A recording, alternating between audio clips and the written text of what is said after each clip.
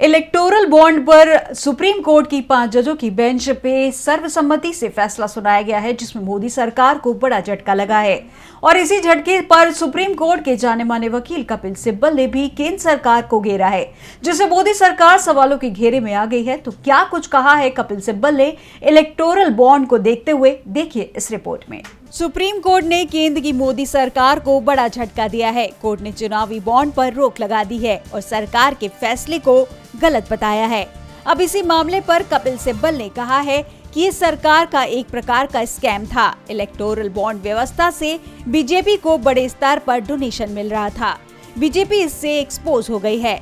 Supreme court का फैसला बहुत ही ऐतिहासिक निर्णय है। चुनाव आयोग को 3 सप्ताह के अंदर जानकारी देनी है। उन्होंने कहा कि यह न केवल किसी राजनीतिक दल के लिए बल्कि लोकतंत्र के लिए भी आशा की एक बड़ी किरण है। यह इस देश के नागरिकों के लिए आशा की एक बड़ी किरण है।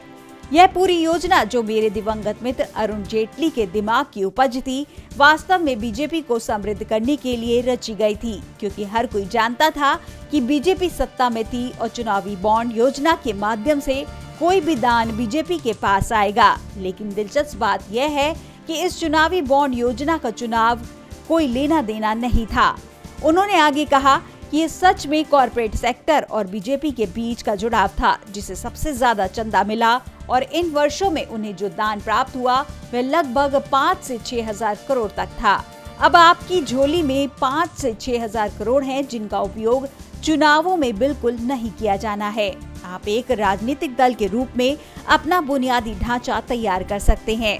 आप आरएसएस के लिए बुनियादी ढांचे का निर्माण कर सकते हैं। आप पूरे देश में अपना संचार नेटवर्क स्थापित कर सकते हैं। डीबी लाइव की रिपोर्ट।